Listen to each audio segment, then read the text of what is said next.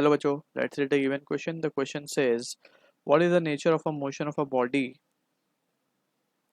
whose velocity time graph is given below? So यहाँ पे हमें एक ग्राफ गिवन है and we need to find के nature of motion कैसा होगा इसका वो हमें बताना है. So as a key concept, we need to understand about the velocity time graph. Velocity time graph, ठीक है. So जो important information velocity time graph से हमें मिलती है वो ये है कि जो slope होता है velocity time graph का, slope gives us the value और the idea of acceleration.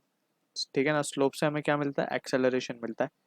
So just हमें क्या करना होगा, वी हैव टू फाइंड कि स्लोप क्या है इसका. अगर हमें स्लोप पता चल जाता है so we can get the value of this nature. हम बता सकते हैं कि मोशन का नेचर कैसा होगा. ठीक है. एंड ऑल्सो इसका जो एरिया होता है, basically area under velocity time graph जो है वो हमें क्या देता है, डिस्प्लेसमेंट देता है. ठीक है. तो वो यहाँ पे फिलहाल अभी ज़रूरत नहीं है हमें, तो हम जस्ट स्लोप पे फोकस करेंगे. सो अगर हम मान लें कि स्लोप की बात हम पहले कर लेते हैं, तो स्लोप जो डिफाइंड होता है, स्लोप डिफाइंड होता है change along y upon change along x. ठीक है ना. So this is how we define the slope. अब यहाँ पे अलॉन्ग वाई वेलोसिटी है तो हम लिखेंगे delta v upon delta T.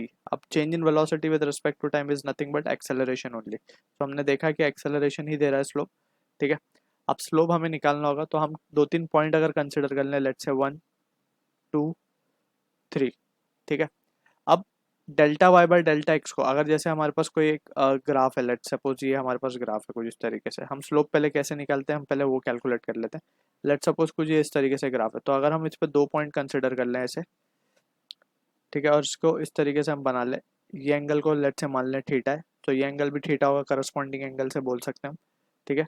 तो ये होगा डेल्टा वाई और ये होगा डेल्टा एक्स. सो यहाँ से हम देख सकते हैं from the figure tan theta की वैल्यू को क्या लिखा जा सकता है, tan theta will be delta y upon delta x. ये लिख सकते हैं हम इसको. यानी कि एक्सेलरेशन के लिए delta we by delta T is nothing but tan theta only. ठीक.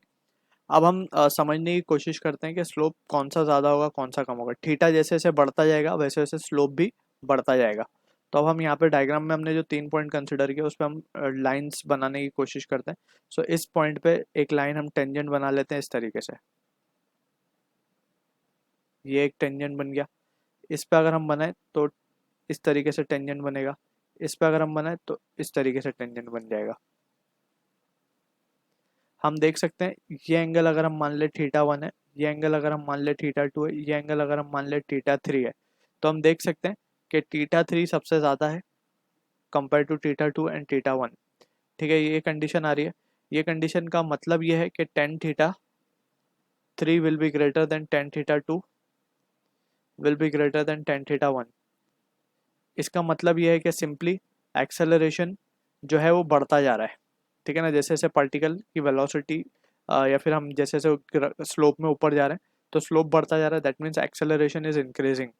सो एक्सेलरेशन क्या हो रहा है, इंक्रीज हो रहा है. एक्सेलरेशन इंक्रीज हो रहा है मीन्स मोशन कैसा, नेचर कैसा हो गया मोशन का. So therefore we can say the nature of motion of a body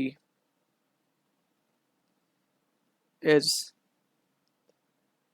having variable acceleration. So variable acceleration है motion का nature. So this is the answer for the question. I hope you understood the solution. All the best.